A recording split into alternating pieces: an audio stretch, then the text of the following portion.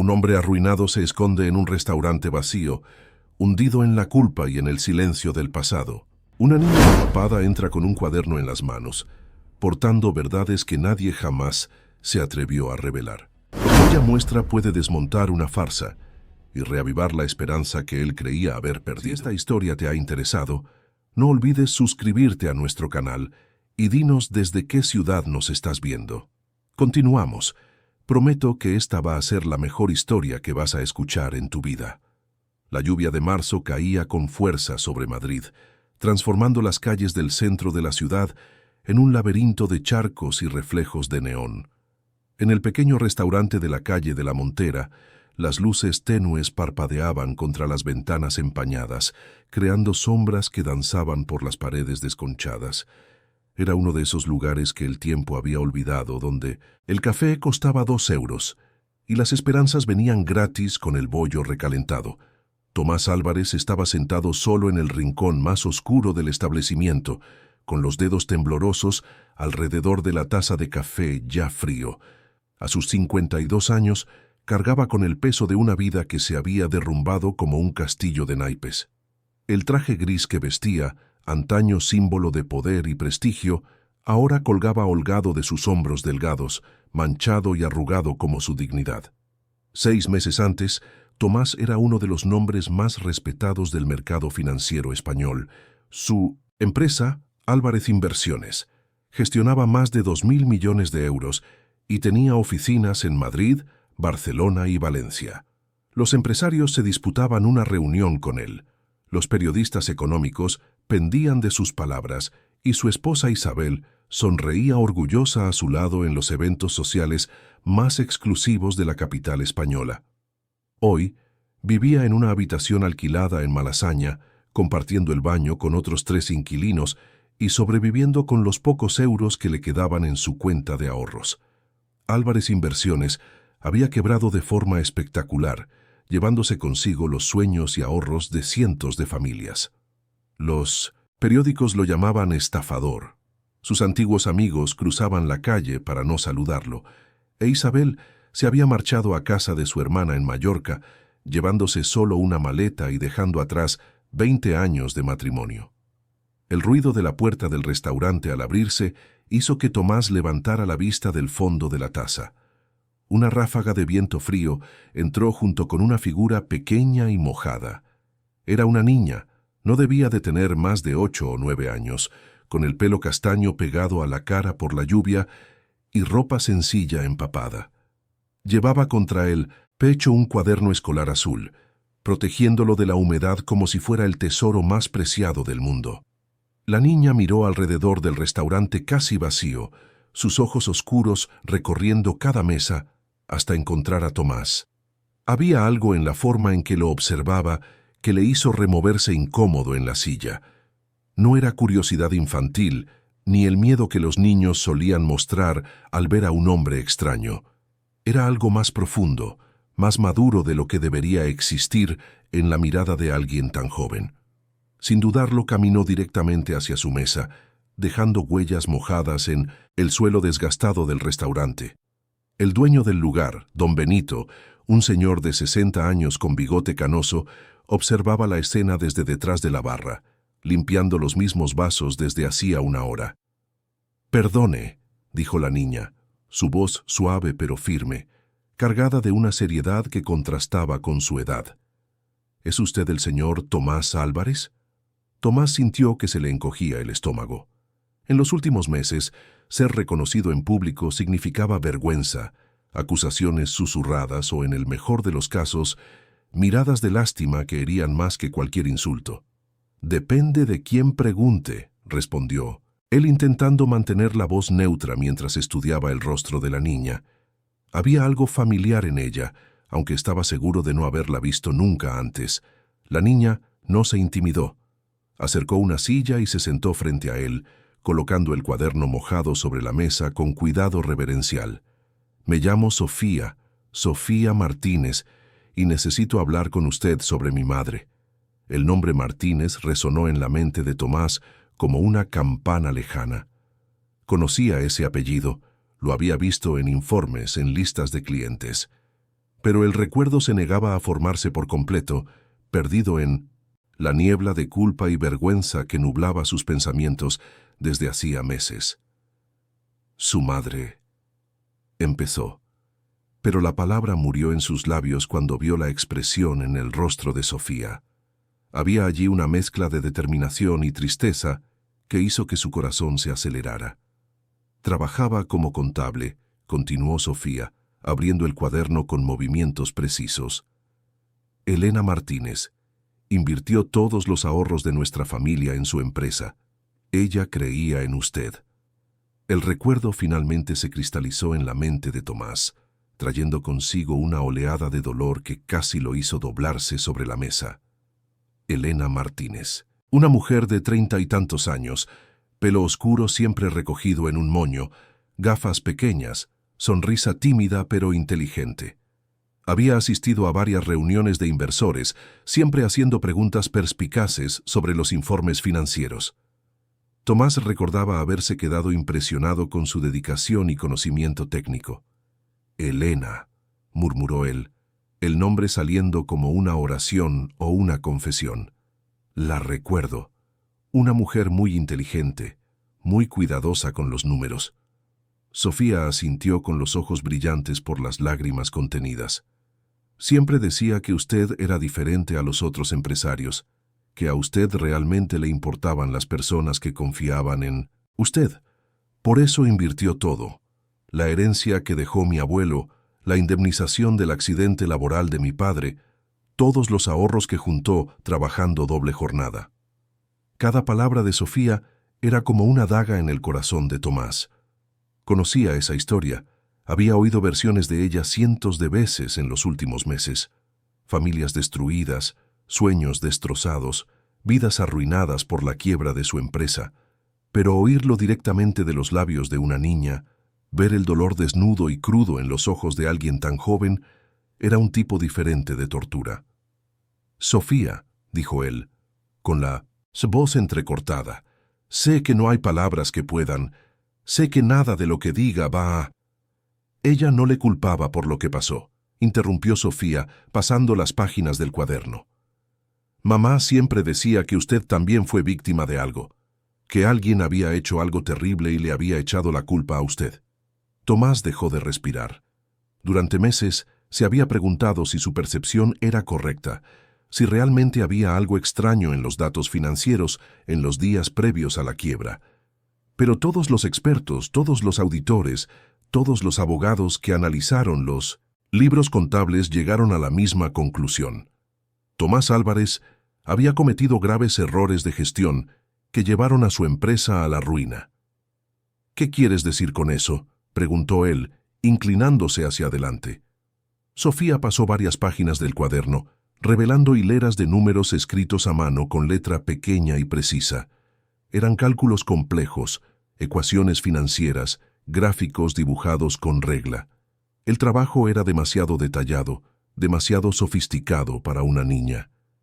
«A mi madre se le daban muy bien los números», explicó Sofía, notando la expresión de sorpresa en el rostro de Tomás. «Me enseñó matemáticas desde pequeña. Cuando empezó a sospechar que algo iba mal con las inversiones, se trajo el trabajo a casa.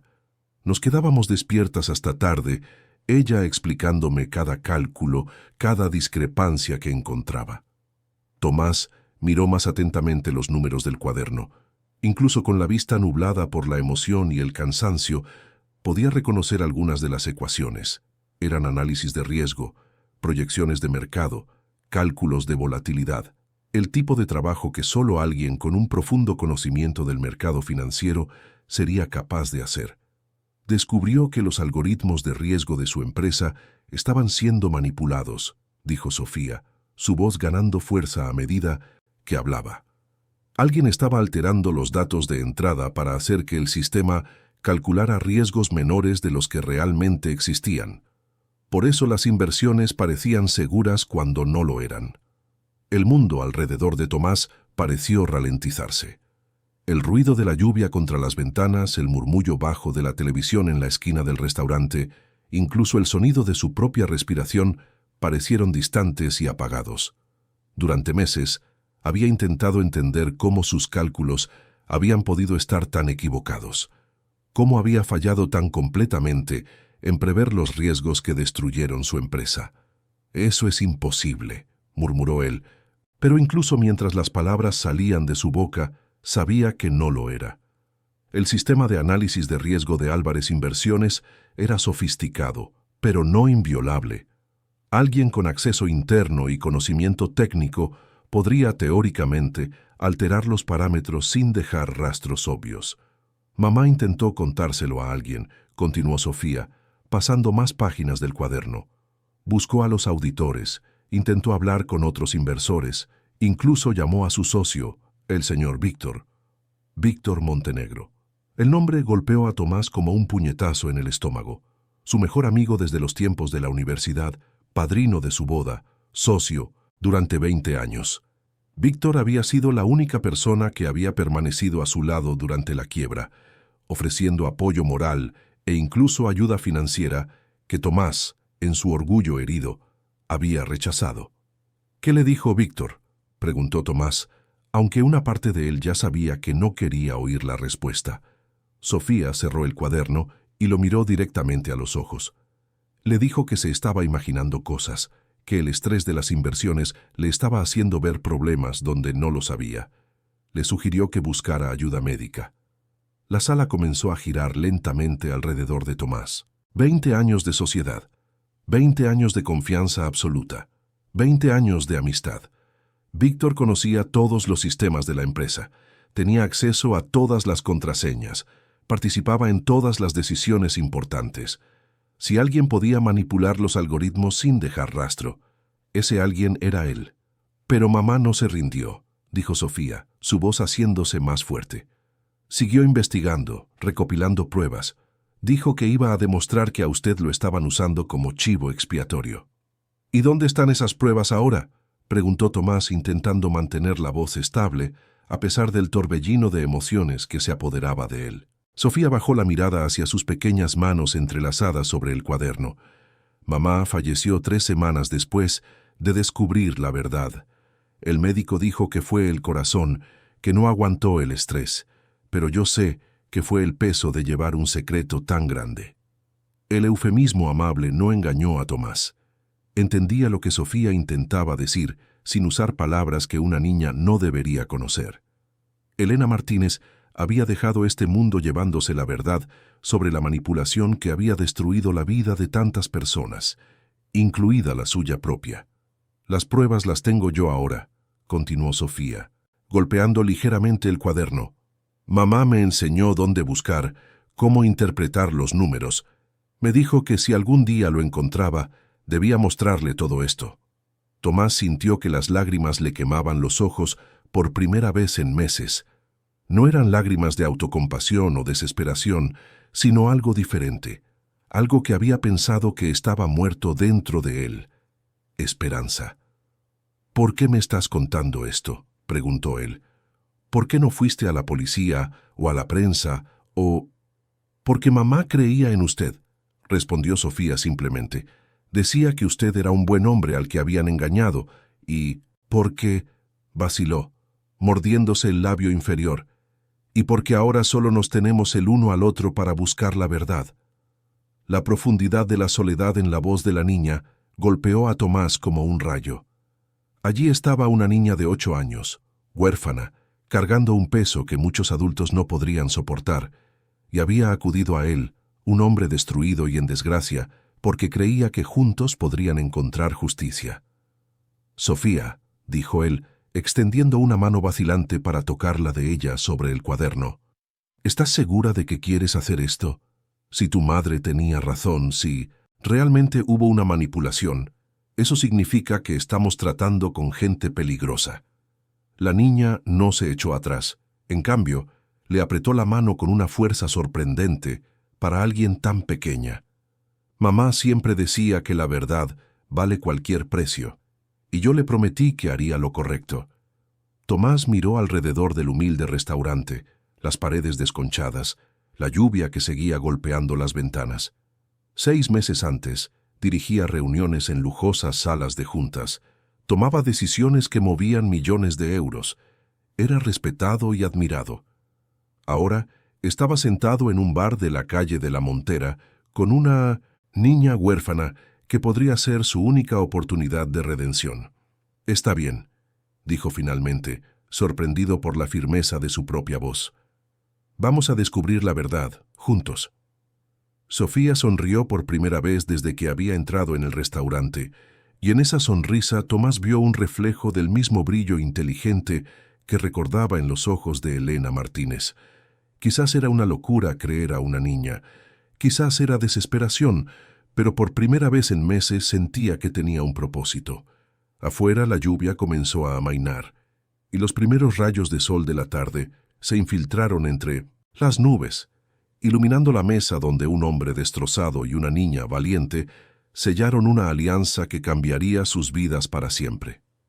El piso que Tomás compartía en Malasaña era un reflejo cruel de en lo que se había convertido su vida. La minúscula habitación apenas albergaba una cama individual y un pequeño escritorio de madera contrachapada.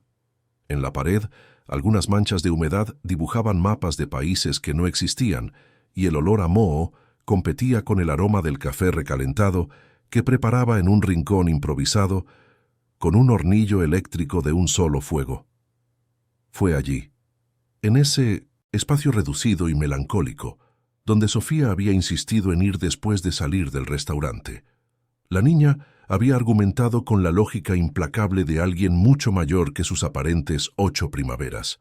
Necesitaban un lugar privado para examinar adecuadamente los descubrimientos de su madre, y la casa donde vivía ahora, con una tía lejana en Vallecas, no ofrecía la tranquilidad necesaria. Sofía se sentó en el suelo, con las piernas cruzadas, esparciendo el contenido de una mochila escolar rosa que parecía haber visto días mejores. Además del cuaderno azul que había mostrado en el restaurante, emergieron otros 2 cuadernos, varias hojas sueltas cubiertas de anotaciones, algunas fotografías de documentos e incluso un pendrive rosa con pegatinas de unicornios. «Mamá siempre decía que los detalles son importantes», dijo Sofía, organizando meticulosamente los papeles a su alrededor. «Me enseñó que en las matemáticas, y especialmente en las matemáticas financieras, un número equivocado puede cambiarlo todo». Tomás observaba desde el borde de la cama, todavía intentando procesar la surrealista realidad de tener a una niña en su exiguo cuarto, discutiendo una conspiración financiera con la naturalidad de quien habla del tiempo. La tarde de marzo entraba por la pequeña ventana, creando un cuadrado de luz dorada en el suelo donde Sofía trabajaba como una arqueóloga desenterrando secretos perdidos. «Empecemos por lo básico», dijo ella, abriendo el primer cuaderno y mostrando una página llena de gráficos dibujados a mano. «Recuerda el algoritmo de análisis de riesgo que usaban en la empresa. El SARA. SARA, Sistema Avanzado de Análisis de Riesgo Automatizado».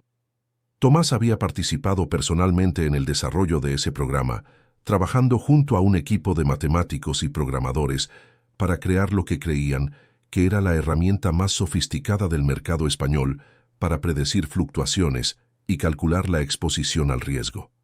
«Claro, que me acuerdo», respondió él bajando de la cama para sentarse en el suelo junto a Sofía. «Tardamos 3 años en desarrollarlo. Era el corazón de nuestra operación. ¿Y quién tenía acceso total al sistema? ¿Quién podía alterar los parámetros fundamentales sin dejar rastro en los registros de auditoría?» La pregunta de Sofía era demasiado directa y técnica para una niña. Tomás la miró con renovado asombro, recordando que Elena Martínez había sido una de las contables más brillantes que había conocido. Aparentemente, le había transmitido mucho más que conocimientos matemáticos a su hija. Técnicamente, solo Víctor y yo teníamos acceso de administrador completo, admitió Tomás, y el programador principal, Carlos Enrique, pero dejó la empresa 2 años antes de la quiebra.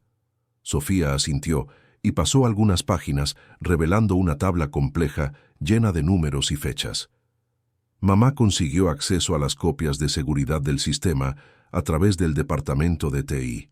Conocía a Marta, que trabajaba allí, y consiguió que le proporcionara alguna información. Marta Santos. Tomás también la recordaba. Una mujer de unos 40 años competente, siempre dispuesta a ayudar con solicitudes técnicas. Había sido despedida junto con docenas de otros empleados cuando la empresa quebró. «Mire, estos números», dijo Sofía señalando una secuencia de datos en la tabla. «Estas son las configuraciones originales del SARA para el análisis de volatilidad del mercado de materias primas. Y estas», pasó la página, «son las configuraciones que estaban activas en el sistema durante los 3 meses antes de la quiebra». Tomás se inclinó para examinar los números más de cerca. Incluso con su mente aún procesando la magnitud de lo que Sofía estaba sugiriendo, podía ver las discrepancias. Los parámetros de riesgo habían sido significativamente reducidos, haciendo que inversiones altamente volátiles parecieran seguras para el algoritmo. «Eso es imposible», murmuró él, pero su voz carecía de convicción. Cualquier cambio en los parámetros fundamentales generaría alertas automáticas. Yo recibiría una notificación inmediata. Sofía pasó algunas páginas más y mostró una serie de capturas de pantalla impresas en papel común. Mamá descubrió que las alertas estaban siendo redirigidas. En lugar de llegar a su correo, se enviaban a una cuenta secundaria que el señor Víctor había creado para supuestamente hacer una copia de seguridad de las notificaciones del sistema. La sangre de Tomás pareció helarse en sus venas. Recordaba vagamente a Víctor mencionando algo sobre crear redundancia en los sistemas de notificación, una medida de seguridad por si había problemas con los servidores principales. En ese momento le había parecido una idea sensata, una demostración más de la preocupación de su socio por la eficiencia operativa. «Víctor dijo que era para nuestra protección», dijo Tomás, más para sí mismo que para Sofía. Por si había algún problema técnico, él recibiría las notificaciones y podría avisarme de inmediato. «Pero nunca le avisó de los cambios en los parámetros, ¿verdad?», preguntó Sofía, su voz amable pero implacable. Tomás negó con la cabeza lentamente. Durante los meses previos a la quiebra, había estado centrado en expandir la empresa a otras comunidades autónomas, viajando con frecuencia y dejando a Víctor a cargo de la supervisión de las operaciones diarias. Confiaba en él completamente. Nunca había dudado de sus intenciones o competencia. «Hay más», dijo Sofía cogiendo el pendrive y conectándolo al viejo portátil que Tomás usaba para sus pocas actividades en línea. Mamá consiguió descargar algunos registros del sistema antes de que los borraran. La pantalla del portátil mostró una serie de archivos con nombres codificados. Sofía hizo clic en uno de ellos, revelando líneas y líneas de código que significaban poco para Tomás, pero que a la niña le resultaban familiares. «Estos son los registros de las modificaciones hechas en el SARA durante los últimos 6 meses de operación de la empresa», explicó ella, recorriendo el código con el ratón. «Mire aquí, en esta fecha». Señaló una línea específica. 16 de agosto del año pasado. Alguien modificó los algoritmos de análisis de riesgo para el sector inmobiliario. Tomás recordaba esa fecha. Había sido el día en que aprobaron la mayor inversión de la historia de la empresa en fondos inmobiliarios, un negocio que Víctor había defendido con entusiasmo. En ese momento, todos los análisis indicaban que era una oportunidad de oro, con riesgos mínimos y un potencial de retorno excepcional. 3 semanas después, continuó Sofía, hubo una modificación similar en los algoritmos para el análisis de bonos del Estado, y después en los parámetros para la evaluación de acciones de empresas tecnológicas. Cada modificación correspondía a una decisión de inversión que Tomás recordaba haber tomado basándose en las recomendaciones del SARA. En todas las ocasiones, Víctor había sido el primero en sugerir la oportunidad, siempre con datos convincentes y análisis que parecían sólidos. «El patrón es claro», dijo Sofía, cerrando el archivo y abriendo otro. Las modificaciones siempre ocurrían pocos días antes de grandes inversiones. El sistema era alterado para mostrar riesgos menores de los que realmente existían. Ustedes invertían fuertemente basándose en esos análisis falsos, y entonces el mercado se comportaba según los riesgos reales, causando pérdidas masivas. Tomás sintió náuseas. La magnitud de la traición, si Sofía tenía razón, iba mucho más allá de la cuestión financiera. Víctor no solo había robado dinero o manipulado datos, había destruido sistemáticamente la reputación de Tomás, la vida de cientos de inversores, e indirectamente había causado sufrimiento a familias enteras, incluyendo a Elena y Sofía Martínez. ¿Pero por qué?, preguntó él con la voz ronca de emoción. ¿Por qué haría eso Víctor? Éramos socios. Él también perdió dinero con la quiebra. Sofía cerró el portátil y se giró para mirarlo directamente. Había una sabiduría triste en sus ojos oscuros que hizo que el corazón de Tomás se encogiera. «Mamá descubrió eso también», dijo ella, cogiendo el último cuaderno. 2 semanas antes de que la empresa quebrara, el señor Víctor transfirió todos sus activos personales a cuentas en el extranjero. También hizo contratos de venta a corto de algunas acciones que él sabía que se iban a devaluar. Las palabras de Sofía resonaron en la pequeña habitación como disparos. Víctor se había protegido financieramente mientras orquestaba la destrucción de la empresa. Más que eso, probablemente había ganado dinero con el colapso, vendiendo acciones antes de la caída y comprando otras sabiendo exactamente cuándo reaccionaría el mercado a las pérdidas de Álvarez Inversiones. «Lo planeó todo», murmuró Tomás, la realidad finalmente cristalizando en su mente. «Desde el principio planeó usarme como chivo expiatorio». «Mamá creía que sí», confirmó Sofía. «Encontró pruebas de que el señor Víctor estaba trabajando con algunos inversores internacionales. Querían quebrar algunas empresas españolas para comprar los activos a precios bajos después de la quiebra. La conspiración era más amplia y siniestra de lo que Tomás había imaginado. No se trataba solo de un socio codicioso, sino de una operación coordinada para manipular el mercado financiero español. Y él había sido la herramienta perfecta, respetado, confiable, completamente ajeno a lo que estaba sucediendo a su alrededor. «¿Por qué me estás contando todo esto?», preguntó de nuevo, pero esta vez la pregunta tenía un significado diferente. Ya no era sobre la motivación, era sobre la esperanza. Sofía guardó los cuadernos en la mochila con cuidado, como si fueran reliquias preciosas. «Porque mamá me hizo prometer 2 cosas antes de irse», dijo ella. «Primero, que siempre diría la verdad, sin importar cuánto doliera. Segundo, que si tenía la oportunidad de ayudar a alguien que había sido tratado injustamente, debía hacerlo». Se levantó y caminó hacia la ventana, mirando la calle concurrida de Malasaña. Incluso de espaldas, Tomás podía sentir el peso de la responsabilidad que la niña cargaba. «Además», continuó ella, sin girarse, «mamá siempre decía que la gente buena merece una segunda oportunidad. Usted lo perdió todo por las mentiras de otra persona. Eso no es justo». Tomás se levantó y se acercó a ella en la ventana. Abajo la vida continuaba a su ritmo normal. La gente caminaba apresurada por las aceras, los coches pitaban en el tráfico, los vendedores ambulantes ofrecían sus productos. Un mundo donde la mayoría de la gente creía que Tomás Álvarez era un empresario fracasado y posiblemente un estafador.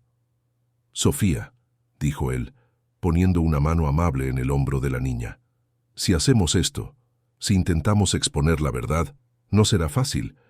Víctor es un hombre poderoso, tiene recursos, conexiones, abogados, y nosotros», gesticuló hacia la modesta habitación que los rodeaba, «nosotros tenemos muy poco». Sofía se giró para mirarlo, y de nuevo Tomás se sorprendió por la madurez en sus ojos. «Mamá siempre decía que la verdad no necesita recursos para ser verdad, solo necesita a las personas adecuadas para contarla». Se quedaron en silencio por unos momentos, cada uno perdido en sus propios pensamientos. El sol de la tarde se estaba poniendo, tiñendo el cielo de Madrid con tonos de naranja y rosa que se reflejaban en las ventanas de los edificios vecinos. «Está bien», dijo Tomás finalmente. «Hagámoslo. Vamos a exponer la verdad sobre Víctor Montenegro». Sofía sonrió, y por primera vez desde que había entrado en su vida unas horas antes, Tomás vio en ella algo más allá de una seriedad prematura. Vio esperanza, determinación y una chispa de esa alegría infantil que debería ser natural en alguien de su edad. «Pero vamos a necesitar ayuda», continuó él. «No podemos hacer esto solos». «Mamá pensó en eso también», dijo Sofía, sacando un papel doblado del bolsillo de su chaqueta. «Hizo una lista de personas en las que podemos confiar. Personas que también fueron perjudicadas por lo que pasó, pero que todavía tienen recursos y conocimientos para ayudarnos». Tomás desdobló el papel y leyó los nombres escritos con la caligrafía cuidadosa de Elena.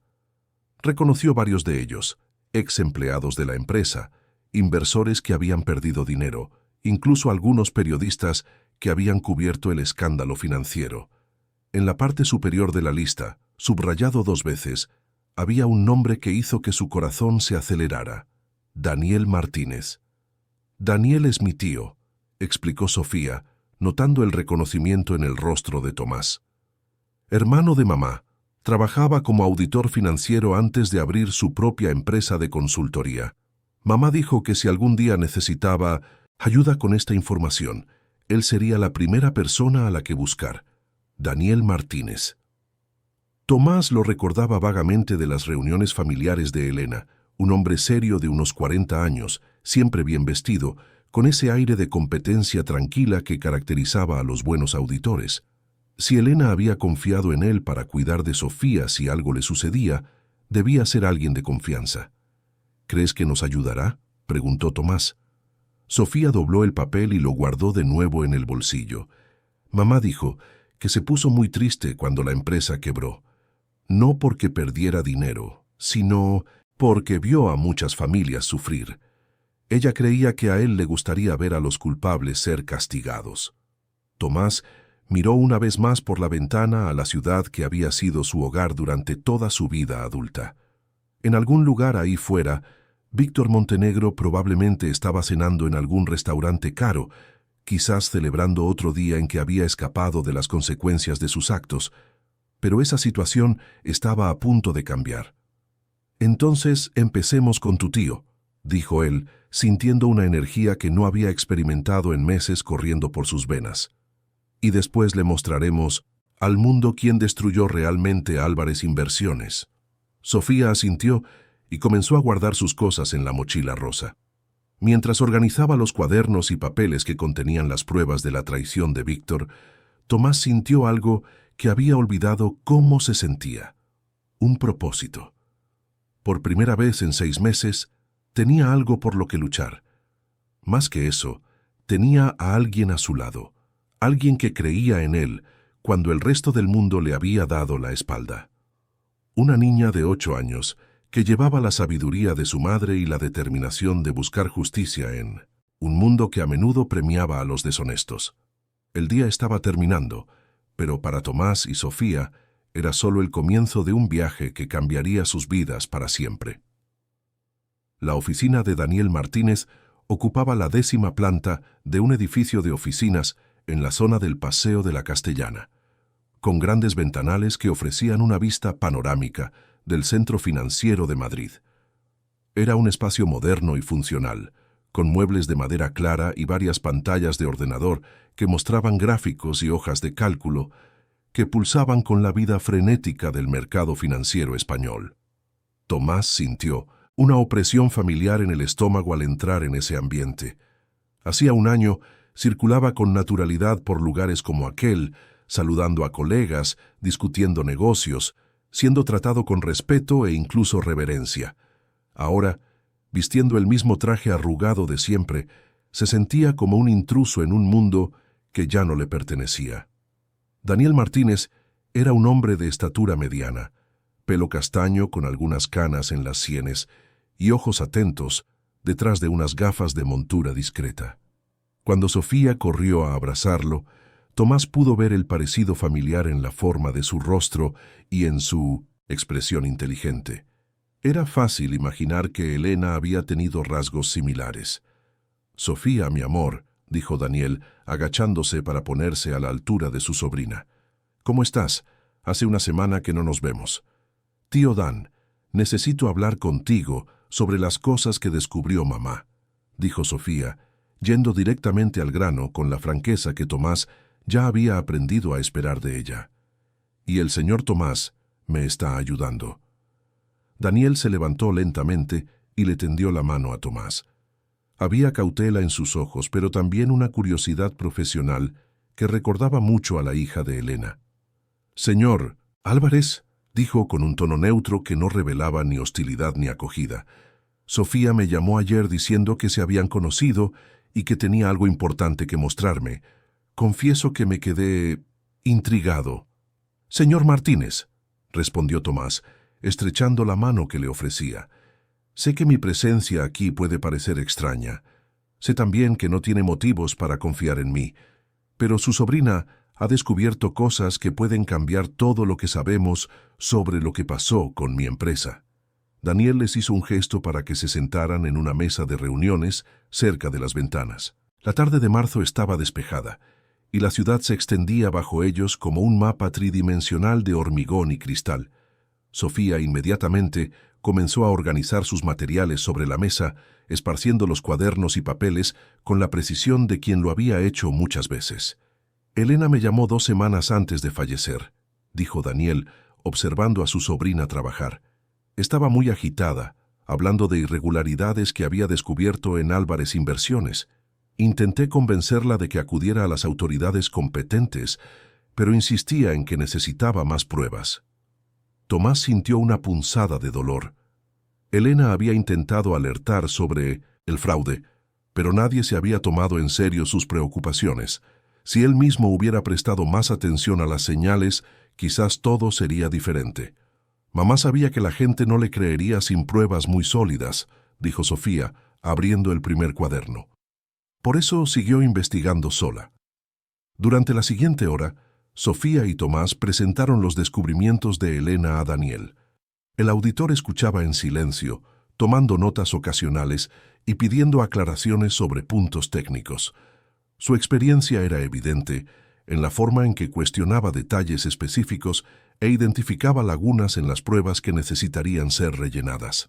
«Esto es impresionante», dijo Daniel finalmente reclinándose en la silla. «Si esta información es correcta, estamos hablando de una operación de manipulación de mercado a gran escala. No se trata solo de la quiebra de una empresa, sino de un plan para desestabilizar el sector financiero español». «¿Qué podemos hacer?», preguntó Tomás. «¿Cómo podemos probar esto de forma que las autoridades se lo tomen en serio?». Daniel tamborileó los dedos sobre la mesa, pensativo. «Necesitamos 3 cosas», dijo. «Primero, pruebas técnicas incontestables de la manipulación del sistema. Segundo, documentación de las transferencias financieras sospechosas. Tercero, testigos que puedan corroborar la historia». «¿Y cómo conseguimos eso?», preguntó Sofía. «Para empezar, necesitamos acceder a las copias de seguridad completas del sistema SARA», respondió Daniel. «Los fragmentos que Elena consiguió son convincentes, pero no suficientes para un caso legal sólido». Tomás negó con la cabeza. «Los servidores de la empresa fueron confiscados por la Policía Nacional justo después de la quiebra. Están todos en una instalación de almacenamiento de pruebas». «No necesariamente», dijo Daniel con una media sonrisa. «Elena mencionó que hacían copias de seguridad externas en una empresa de seguridad digital. TechSafe, si no me equivoco». TechSafe. Tomás se había olvidado por completo de ese contrato. Era una empresa especializada en copias de seguridad y recuperación de datos que habían contratado 3 años antes, por insistencia de Víctor. En ese momento, parecía una precaución sensata contra fallos del sistema o desastres naturales. «Víctor siempre decía que era importante tener redundancia en los datos», murmuró Tomás. «Pero si las copias de seguridad todavía están allí». «Deben estarlo», dijo Daniel. «Contratos de ese tipo normalmente incluyen cláusulas de retención de datos durante varios años, incluso después de que finalice el contrato principal». Sofía aplaudió, el primer gesto genuinamente infantil que Tomás le había visto hacer. «Eso significa que podemos probar todo lo que mamá descubrió». «No será tan simple», advirtió Daniel. Para acceder a esos datos necesitaremos autorización legal. Y considerando que Víctor Montenegro todavía tiene una influencia considerable en el mercado financiero, conseguir esa autorización puede ser complicado. Como si el destino quisiera subrayar las palabras de Daniel, el teléfono de su escritorio empezó a sonar. Miró el número en la pantalla y frunció el ceño. «Qué extraño», dijo. «Es del bufete de abogados que representa los intereses de la antigua Álvarez Inversiones en el proceso de quiebra». Tomás sintió un escalofrío recorrer su espina. «Dorsal. ¿Saben que estamos investigando?» «Imposible», dijo Daniel, pero su voz carecía de convicción. Atendió el teléfono con cautela. «Daniel Martínez». La conversación que siguió fue breve y unilateral. Daniel escuchaba, hacía algunas preguntas cortas y anotaba información en un papel. Cuando colgó, su expresión era sombría. «Acabo de ser notificado oficialmente de que cualquier investigación relacionada con los activos de Álvarez Inversiones debe ser comunicada inmediatamente al bufete de abogados responsable del proceso de quiebra», dijo. «Aparentemente, hay preocupaciones sobre intentos de dañar la reputación de personas involucradas en el caso». Sofía miró confundida de Daniel a Tomás. «¿Qué significa eso?» «Significa que alguien sabe que estamos investigando», respondió Tomás, sintiendo la familiar sensación de paranoia que había aprendido a reconocer durante los peores momentos de su caída. «Y esa persona tiene recursos legales para intentar detenernos». «Víctor», dijo Sofía, su nombre saliendo como una palabra amarga. Daniel asintió lentamente. «Es la única explicación lógica. Debe tener contactos monitoreando cualquier actividad relacionada con la antigua empresa. Cuando me llamaste ayer, Sofía, mencionando el nombre de la empresa, probablemente activaste algún tipo de alerta». Tomás se levantó y comenzó a caminar por la sala, con la mente acelerada. Durante meses, se había sentido como una víctima indefensa de las circunstancias. Ahora, por primera vez, estaba del otro lado, representando una amenaza para alguien.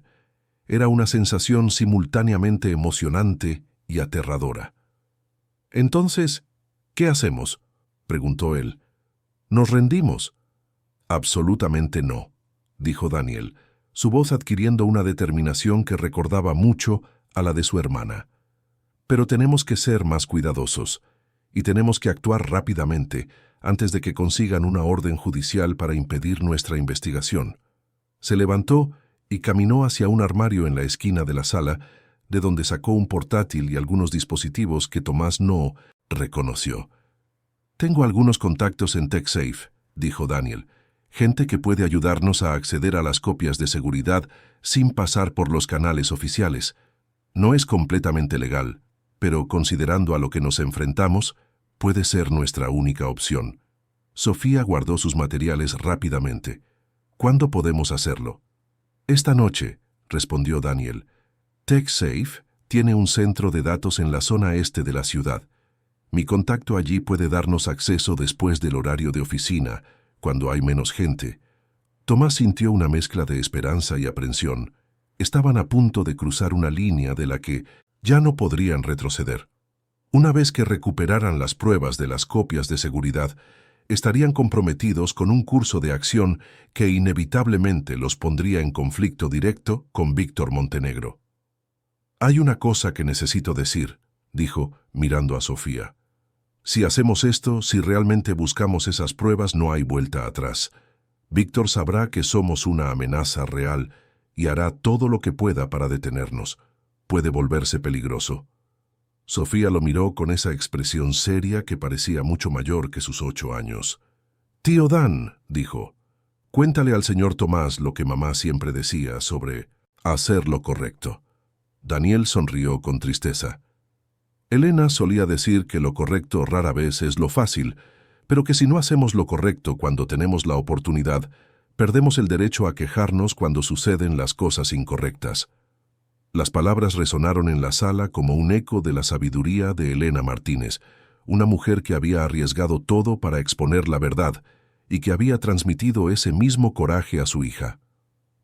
«Entonces está decidido», dijo Tomás. «Vamos a buscar esas pruebas».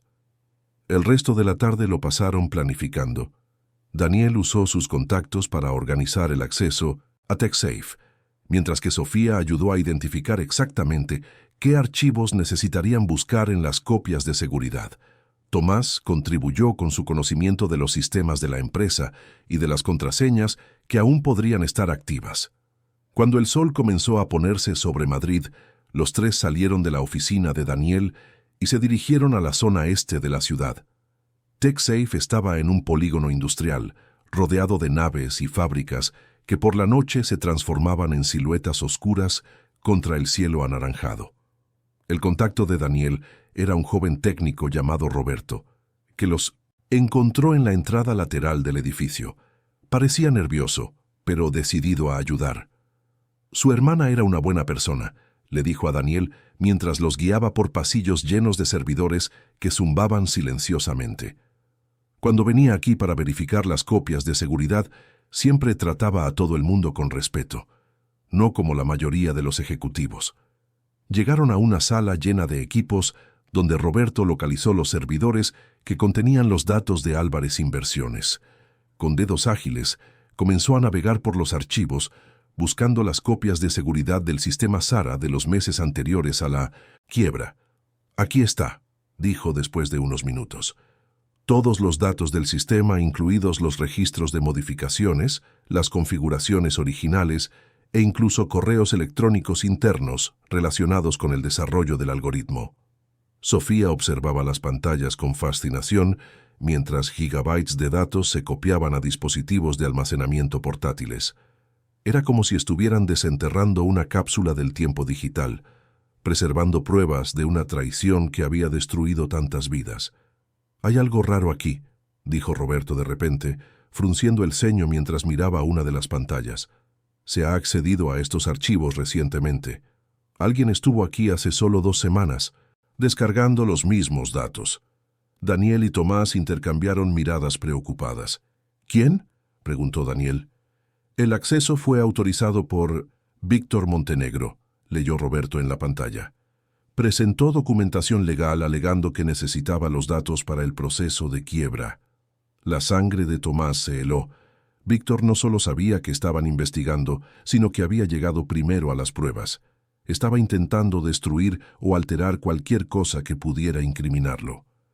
«¿Podemos ver a qué accedió?», preguntó Sofía. Roberto tecleó comandos rápidamente. «Sí, aquí está el registro». Descargó todos los archivos relacionados con el sistema SARA, incluidas las configuraciones originales y los registros de modificación. «Pero eso significa que tiene las pruebas de su propio fraude», dijo Tomás confundido. «No», dijo Daniel lentamente, comprendiendo la situación. «Eso significa que se está preparando para falsificar pruebas. Si tiene acceso a los archivos originales, puede crear versiones alteradas que lo exculpen y te incriminen aún más a ti». La magnitud de lo que enfrentaban finalmente se hizo clara para Tomás. No solo estaban luchando por demostrar su inocencia, sino corriendo contra el tiempo para impedir que Víctor creara pruebas falsas que harían imposible exponer la verdad. «Tenemos que actuar rápido», dijo Sofía con una determinación que hizo que todos los adultos en la sala recordaran que, a pesar de su edad, llevaba la fuerza de su madre. Roberto finalizó las copias y entregó los dispositivos de almacenamiento a Daniel. «Llévense esto y hagan buen uso de ello», dijo. «Si Elena tenía razón sobre lo que pasó, tienen en sus manos la prueba del mayor fraude financiero de los últimos años». Cuando salieron de TechSafe, Madrid estaba sumergida en la oscuridad de la noche.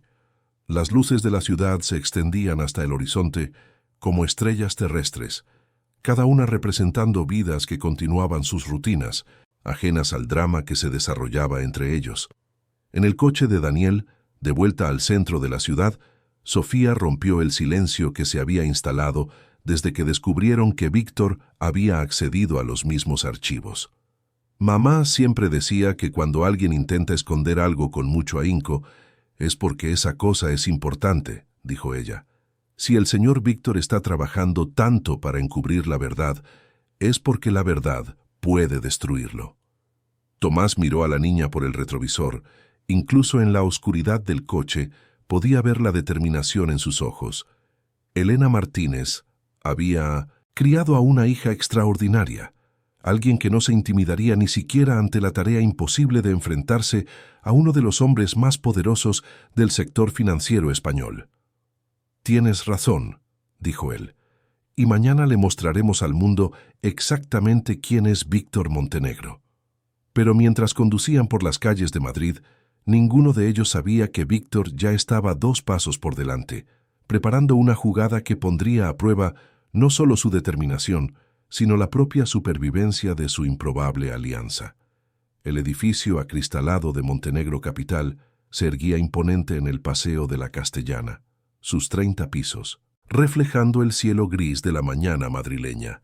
Tomás observaba la construcción a través del cristal del coche de Daniel, sintiendo una mezcla de rabia y determinación que no había experimentado en meses. En sus manos sostenía un sobre marrón que contenía las pruebas que habían recopilado la noche anterior, pruebas irrefutables de la traición que había destruido su vida. Sofía estaba sentada a su lado, con un vestido azul marino que Daniel le había comprado la mañana anterior. Era una prenda sencilla pero elegante, que la hacía parecer mayor y más seria.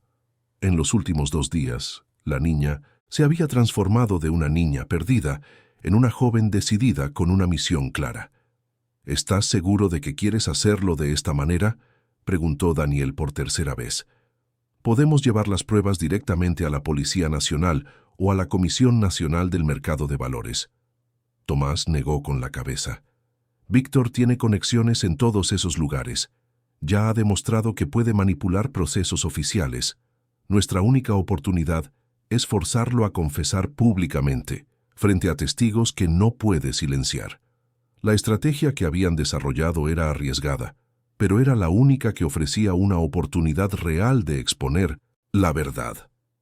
Esa mañana Víctor Montenegro daría una rueda de prensa para anunciar la creación de un nuevo fondo de inversión, aprovechando para comentar una vez más la irresponsabilidad que había llevado a la quiebra de Álvarez Inversiones.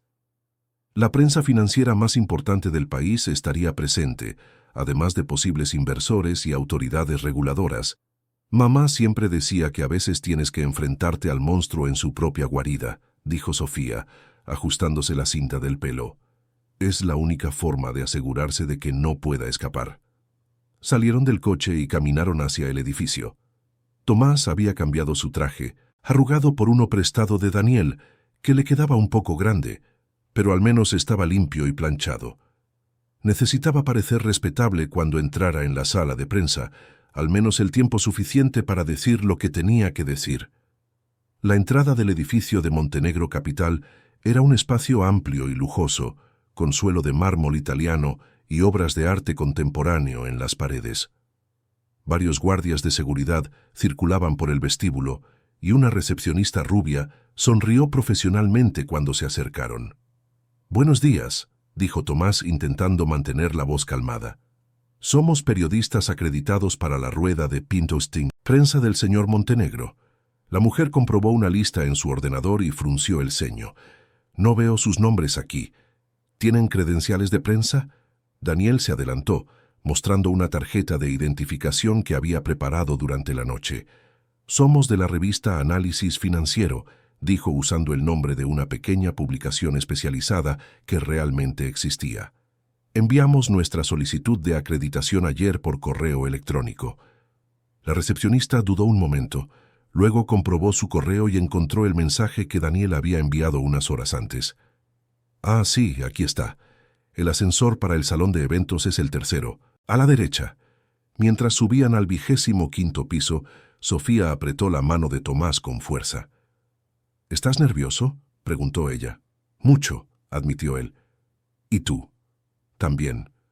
Pero mamá siempre decía que el coraje no es no tener miedo, es hacer lo correcto incluso cuando tienes miedo». Las puertas del ascensor se abrieron para revelar un pasillo elegante que llevaba al salón de eventos.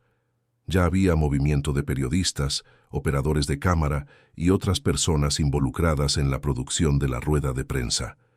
Tomás reconoció varias caras de la prensa financiera, personas que un año antes lo trataban con respeto y que ahora probablemente lo verían como una figura patética intentando redimirse.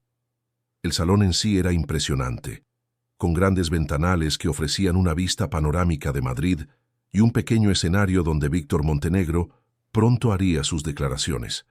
Había unas 50 personas presentes, incluyendo periodistas, inversores y lo que parecían ser autoridades reguladoras. Tomás vio a Víctor al otro lado de la sala, conversando animadamente con un grupo de empresarios. A sus 55 años, Víctor mantenía la apariencia de éxito que siempre había cultivado. Pelo canoso perfectamente cortado, traje italiano impecable, sonrisa segura que irradiaba confianza y competencia. Era difícil creer que aquel hombre, que había sido su mejor amigo durante 2 décadas, fuera el responsable de tanta destrucción.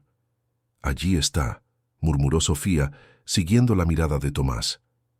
«Recordad el plan», dijo Daniel discretamente.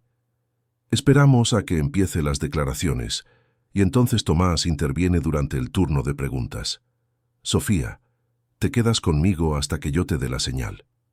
Encontraron sitios al fondo de la sala y esperaron. Poco a poco, el murmullo de las conversaciones disminuyó a medida que la gente se acomodaba en sus sillas.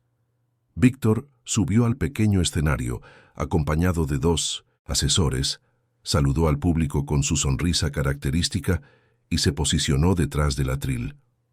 «Señoras y señores», comenzó, su voz llenando fácilmente el salón, «es un gran placer anunciar hoy la creación de Montenegro Global Investment, un nuevo fondo que representa el futuro de las inversiones españolas en el mercado internacional».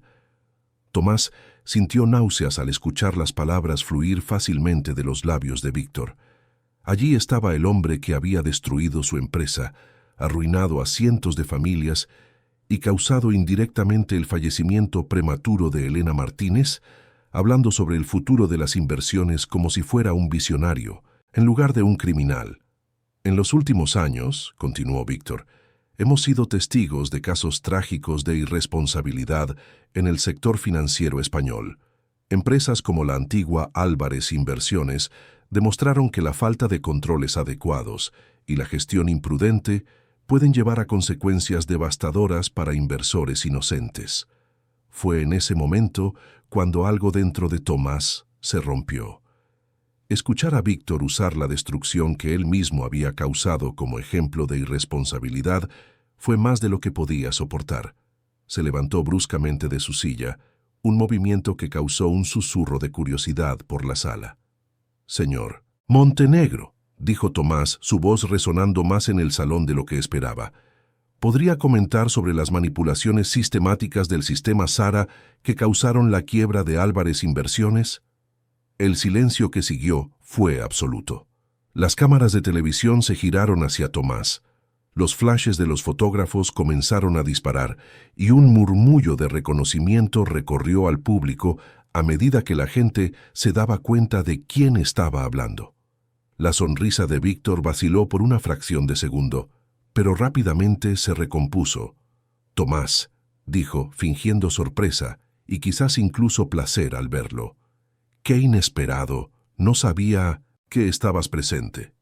«Responda a la pregunta», insistió Tomás caminando hacia el escenario.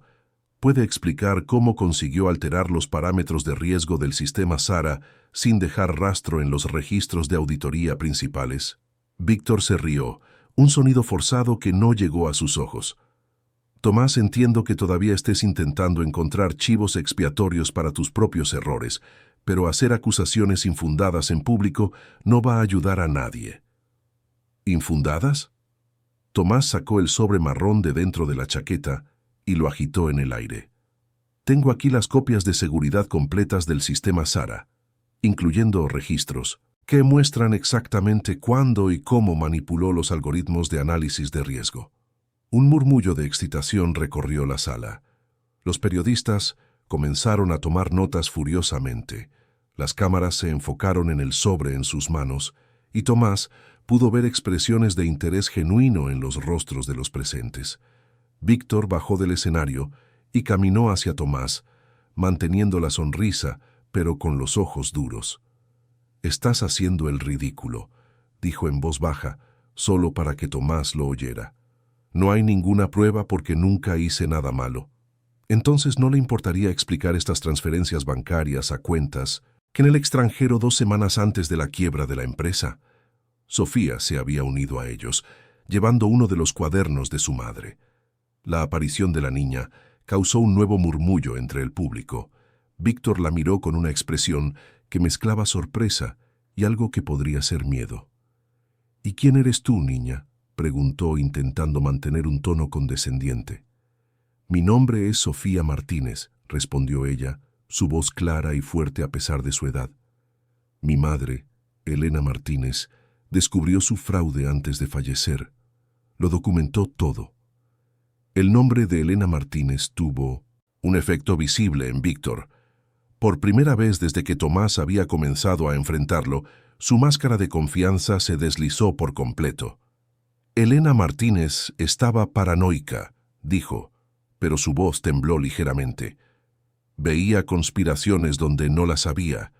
Entonces se acuerda de ella», dijo Sofía abriendo el cuaderno. «¿Se acuerda de cuando le llamó preocupada por las discrepancias en los cálculos? Y de cómo le dijo que se estaba imaginando cosas». Sofía comenzó a leer en voz alta de las notas de su madre, detallando cada conversación que Elena había tenido con Víctor, cada intento frustrado de alertar sobre las irregularidades. El público escuchaba en silencio absoluto, captando cada palabra. Daniel apareció a su lado llevando un portátil. «Señoras y señores de la prensa», dijo, «si me permiten, me gustaría mostrar pruebas concretas de las acusaciones que se están haciendo». Conectó el portátil a un proyector y comenzó a mostrar datos de las copias de seguridad que habían recuperado la noche anterior. Gráficos mostraban claramente cómo los parámetros del sistema SARA habían sido alterados. Tablas detallaban las transferencias financieras sospechosas de Víctor y correos electrónicos internos revelaban una coordinación cuidadosa para manipular los análisis de riesgo. «Esto es una invención», gritó Víctor, perdiendo por completo la compostura. «Estos datos han sido alterados. Tomás está intentando incriminarme para escapar de sus propias responsabilidades». «¿Entonces niega haber creado la cuenta de correo secundaria que recibía las alertas de cambio en el sistema?», preguntó un periodista de la primera fila. «¿Niega haber vendido acciones de empresas que sabía que se verían afectadas por las pérdidas de Álvarez Inversiones?», preguntó otro. «¿Niega haber manipulado los algoritmos de riesgo en al menos 12 ocasiones en los 6 meses anteriores a la quiebra?», leyó Sofía directamente de las notas de su madre. Las preguntas venían de todos lados ahora, un bombardeo de acusaciones basadas en las pruebas que se estaban presentando. Víctor miraba alrededor de la sala como un animal acorralado, buscando una salida que no existía. «Ustedes no lo entienden», dijo finalmente, con voz desesperada. «El mercado español era demasiado inestable. Alguien tenía que tomar decisiones difíciles para proteger las inversiones reales. Tomás era demasiado emocional, demasiado apegado a métodos antiguos». «¿Entonces admite que manipuló el sistema?», preguntó una reportera de la televisión. Víctor se dio cuenta demasiado tarde de que había caído en la trampa. En su desesperación por justificarse, había confesado exactamente de lo que lo estaban acusando.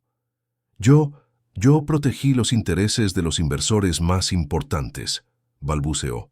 «Tomás lo habría arruinado todo con su gestión incompetente». «Protegió a costa de cientos de familias que perdieron sus ahorros», dijo Sofía, su voz cargada de una profunda tristeza. «Protegió a costa de la vida de mi madre». El silencio que siguió fue absoluto. En las últimas declaraciones de Víctor, todas las personas presentes habían escuchado una confesión completa. Había admitido la manipulación, el sabotaje y el uso de información privilegiada para lucrarse con la destrucción de la empresa de su propio socio. Tomás sintió que las piernas le fallaban. Durante meses había cargado con el peso de la culpa, creyendo que su incompetencia había destruido la vida de tantas personas. Ahora, ante docenas de testigos y cámaras de televisión, la verdad finalmente había sido revelada. «Señor Montenegro», dijo Daniel cerrando el portátil. Le sugiero que busque un abogado. Estas pruebas ya han sido enviadas a la Policía Nacional, a la Comisión Nacional del Mercado de Valores y a la Fiscalía. Víctor miró alrededor de la sala una última vez, vio los rostros de los periodistas que ya estaban tecleando furiosamente en sus teléfonos, y entonces simplemente se marchó, acompañado por las miradas de desprecio de personas que minutos antes lo trataban con respeto. En los días siguientes, la historia explotó en los medios españoles. El mayor fraude financiero de la década, titularon los periódicos. Empresario manipula sistema para destruir a su socio, declaraban los sitios de noticias. Niña de 8 años expone conspiración financiera, reportaron los programas de televisión. Víctor Montenegro fue arrestado 3 días después, acusado de fraude, manipulación de mercado y uso de información privilegiada.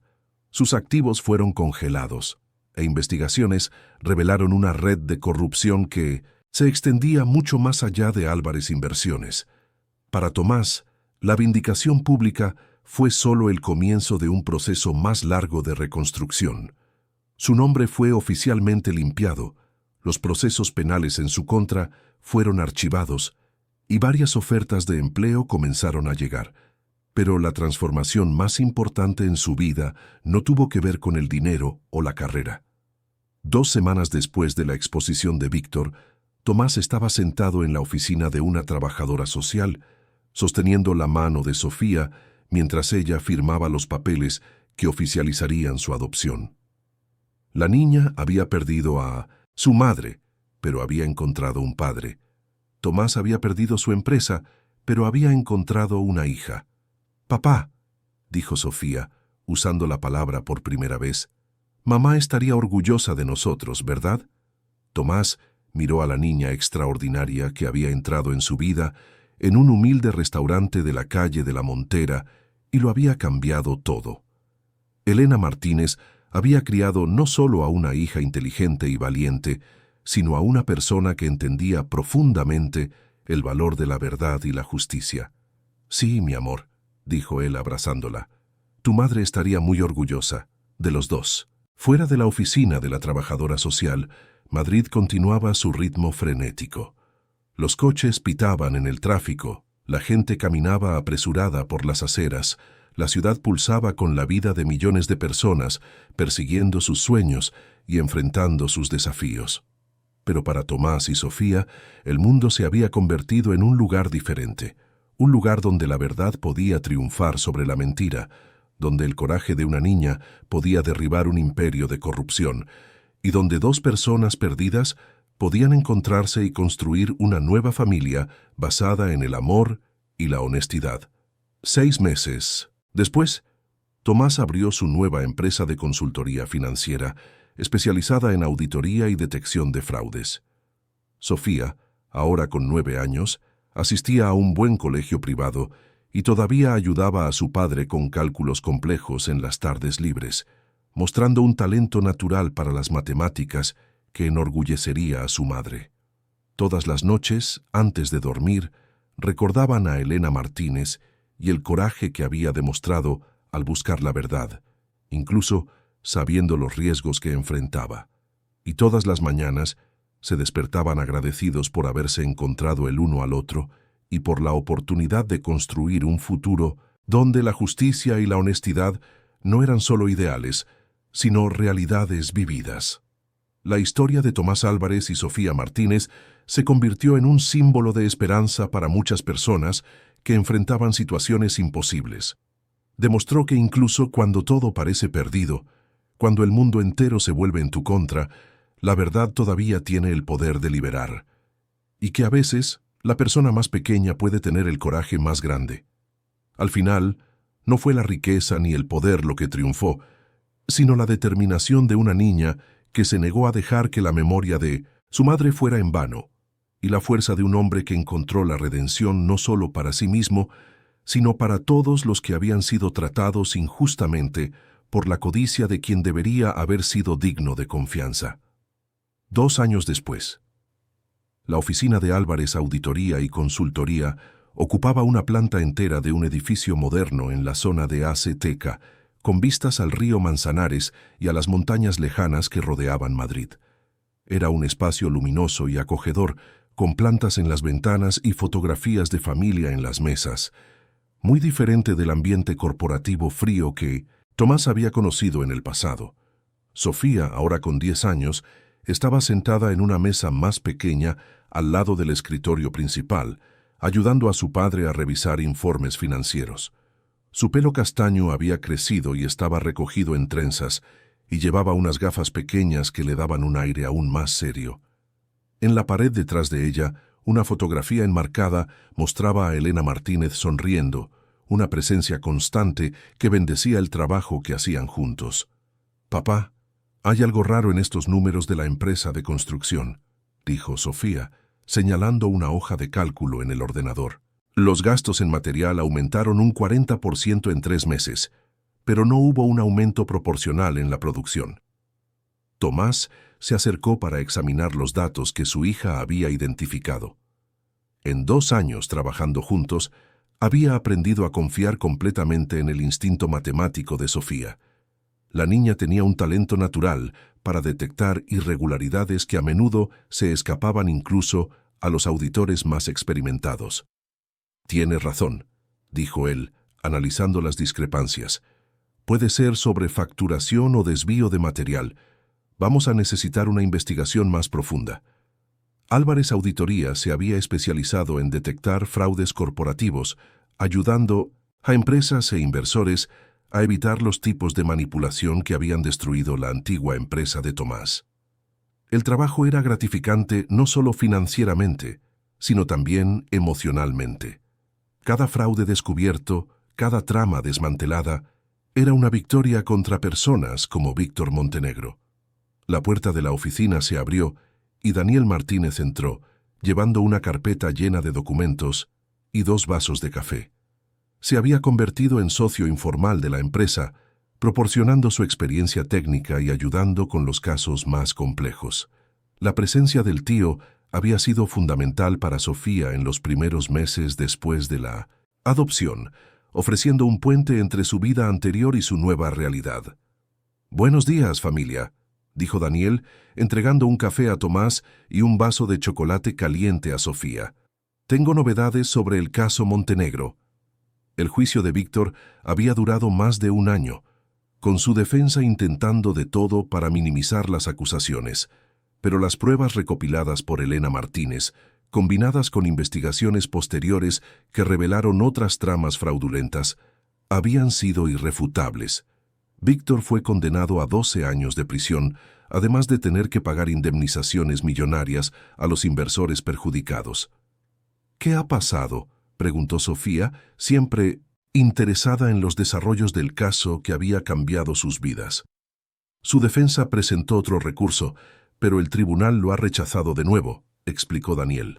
La sentencia está confirmada. Cumplirá la pena íntegramente. Tomás sintió una satisfacción silenciosa. No era venganza lo que buscaba, sino justicia. Cada día que Víctor pasaba en la cárcel era un día en que otras personas estaban protegidas de sus planes. La mañana pasó rápidamente con el trabajo de rutina, análisis financieros y preparación de informes. Sofía iba a un colegio privado por la mañana y pasaba las tardes en la oficina, donde se había convertido en una especie de mascota para los empleados. Tenía su propia mesa, sus propios proyectos e incluso tarjetas de visita que decían Sofía Álvarez, consultora junior. Alrededor del mediodía, la secretaria de la empresa anunció por el interfono que había una visita para Tomás. No esperaba a nadie, y su agenda estaba libre hasta la tarde. «Que suba», dijo intrigado. Unos minutos después, una mujer de aproximadamente 40 años entró en la oficina. Era elegante, bien vestida, con el pelo rubio corto y ojos azules que parecían cargar una profunda tristeza. Dudó en la puerta como si no estuviera segura de si debía estar allí. «Señor Álvarez», dijo su voz suave pero tensa, «mi nombre es Carla Rodríguez. Espero no molestar». «En absoluto», respondió Tomás, levantándose para saludarla. «¿Cómo puedo ayudarla?» Sofía miró por encima de las gafas, siempre curiosa por los visitantes que llegaban a la oficina. La mayoría eran empresarios preocupados por irregularidades en sus empresas o inversores que habían sido engañados y buscaban ayuda. «Es por mi marido», dijo Carla sentándose en la silla que le ofrecieron. Trabajaba como contable en Montenegro Capital. Perdió el trabajo cuando la empresa fue investigada y desde entonces, bueno, las cosas no han sido fáciles. El nombre Montenegro Capital hizo que Tomás se detuviera. Era la empresa que Víctor había creado después de dejar Álvarez Inversiones, la misma donde había orquestado sus últimas tramas fraudulentas antes de ser arrestado. «Siento mucho por lo que han pasado», dijo Tomás sinceramente. «Muchas personas inocentes fueron perjudicadas por las acciones de Víctor Montenegro». «De eso quería hablar con usted», continuó Carla, abriendo un pequeño bolso y sacando un sobre. «Mi marido, Roberto, siempre creyó que usted había sido tratado injustamente. Cuando todo salió a la luz, cuando se reveló la verdad, se sintió fatal por no haberse dado cuenta de lo que estaba pasando». Le entregó el sobre a Tomás. Antes de fallecer, Roberto encontró algunos documentos en la oficina que podrían ser importantes. No sabía qué hacer con ellos, pero siempre decía que algún día encontraría una forma de ayudar a las familias que fueron perjudicadas. Tomás abrió el sobre y encontró varias hojas de papel, todas cubiertas con anotaciones manuscritas y fotocopias de documentos financieros. Era un registro detallado de transacciones sospechosas que Roberto había observado durante sus últimos meses en Montenegro Capital. «¿Su marido falleció?», preguntó Sofía amablemente, usando el mismo lenguaje delicado que había aprendido cuando hablaban de su propia madre. Carla asintió, con lágrimas formándose en sus ojos. «Hace 6 meses. El médico dijo que fue el corazón, pero yo sé que fue el peso de la culpa. Roberto era un hombre muy honesto. Descubrir que había trabajado para alguien como Víctor Montenegro lo destrozó por dentro». Daniel se acercó y examinó los documentos. «Estos registros son muy detallados», dijo. «Roberto estaba documentando operaciones que ni siquiera los auditores oficiales descubrieron». Tomás estudió los papeles más atentamente. Eran pruebas de más tramas fraudulentas, operaciones que habían ocurrido incluso después del colapso de Álvarez Inversiones. Víctor había seguido engañando a la gente hasta el último momento posible. «Señora Carla», dijo Sofía, levantándose de su mesa y acercándose a la visitante, «¿puedo preguntar si el señor Roberto tenía hijos?» «Sí», respondió Carla sonriendo a través de las lágrimas. «Una niña, Ana Beatriz. Ahora tiene 12 años». Sofía miró a Tomás con una expresión significativa. Era la misma expresión que había usado 2 años antes, en el restaurante de la calle de la Montera, cuando había decidido que debían trabajar juntos para exponer la verdad. «Papá», dijo ella, «creo que tenemos que ayudar a la señora Carla y a Ana Beatriz, y creo que al señor Roberto le gustaría que usáramos esta información para ayudar a otras familias que fueron perjudicadas». Tomás sonrió. Sofía había desarrollado no solo el talento matemático de su madre, sino también su compasión y su sentido de la justicia. La niña entendía instintivamente que su trabajo no era solo sobre detectar fraudes, sino sobre proteger a personas inocentes. «Tienes razón», dijo él. «Señora Carla, estos documentos que su marido conservó pueden ayudar a otras víctimas de Víctor Montenegro a recuperar al menos parte de lo que perdieron». Durante las 2 horas siguientes, Carla contó la historia de su familia, de cómo Roberto había luchado contra la depresión después de descubrir que había sido utilizado como instrumento en tramas fraudulentas, y de cómo ahora criaba a Ana Beatriz sola, con recursos limitados. Daniel explicó cómo los documentos de Roberto podrían usarse para reabrir investigaciones y potencialmente recuperar activos escondidos por Víctor. Sofía, por su parte, le mostró a Carla cómo funcionaba la empresa y cómo habían transformado una tragedia personal en una fuerza para el bien. «¿Saben?», dijo Carla, preparándose para irse. «Roberto siempre decía que las cosas malas a veces suceden para enseñarnos a ser mejores personas. Creo que estaría feliz sabiendo que sus notas van a ayudar a otras familias. Después de que Carla se fuera, Tomás, Sofía y Daniel se quedaron en la oficina discutiendo los próximos pasos. Los documentos de Roberto abrirían un nuevo frente de investigación, potencialmente llevando a la recuperación de millones de euros para las víctimas de fraudes. ¿Sabes lo que esto significa?, preguntó Sofía, organizando los papeles en pilas ordenadas.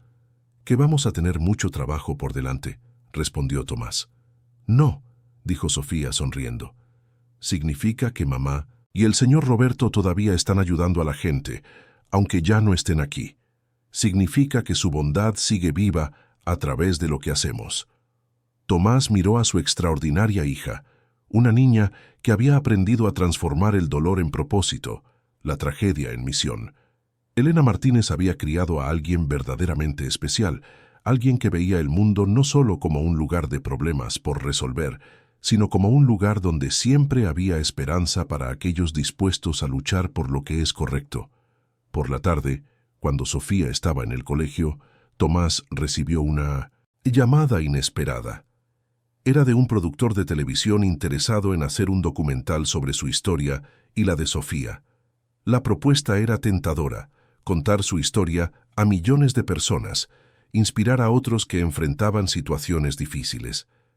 Pero cuando Sofía volvió del colegio y él le mencionó la propuesta, ella negó con la cabeza de inmediato.